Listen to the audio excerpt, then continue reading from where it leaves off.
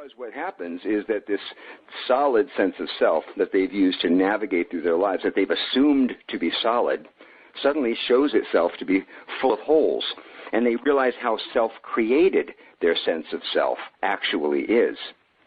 We construct our personal myth from the random facts that life presents us, connecting dots to make a shape, devising plots from circumstance. We change characters, we fashion conflicts, we adjust the structure and settings and themes as our lives unfold over time. Now, although these stories are fiction, we operate as if they were true.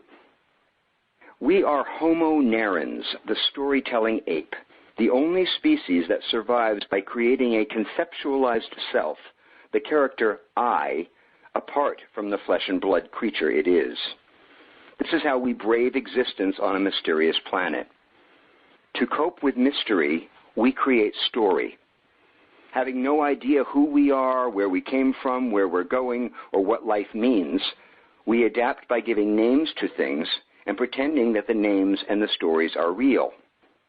Now, this is the root of our ignorance. This is the beginning of our separation from our true self, mistaking ourselves for our story. When we see that this is a false equation, that we're not synonymous with our story, it's a watershed moment in self-realization. Students are often taken aback when this happens. Who am I, they ask themselves. They thought they knew who they were, and suddenly they realize that they don't. They can't locate themselves on paper the way they thought they'd be able to.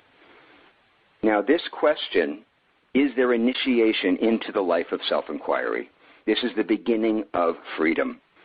In time, they come to see that the gap between story and self, which feels like a disaster at first, is actually an open door. It's a portal to personal freedom. It's the crack in everything that Leonard Cohen sings about in his song Anthem, and that's how the light gets in. When we inhabit this crack, when we stand outside our story, it affords us a measure of liberation. From this witness perspective, we see that there are many selves living many stories inside us.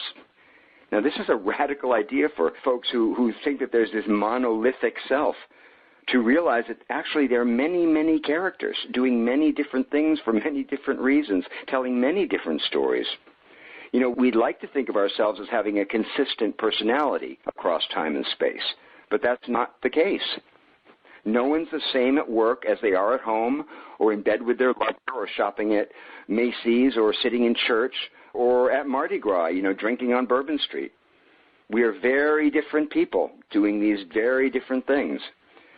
The novelist Dostoevsky pointed out that man is the animal that can adapt to anything. Shifting situations, we adjust our masks and our stories. We morph, we compartmentalize, and we change ourselves, gluing our many selves together with this fictive I. Self-inquiry in writing unsticks the glue and frees us of the adhesive pronoun. This unsticking awakens us to the truth. And when you tell the truth, your story changes. When your story changes, your life is transformed. Let me repeat that. When you tell the truth, your story changes.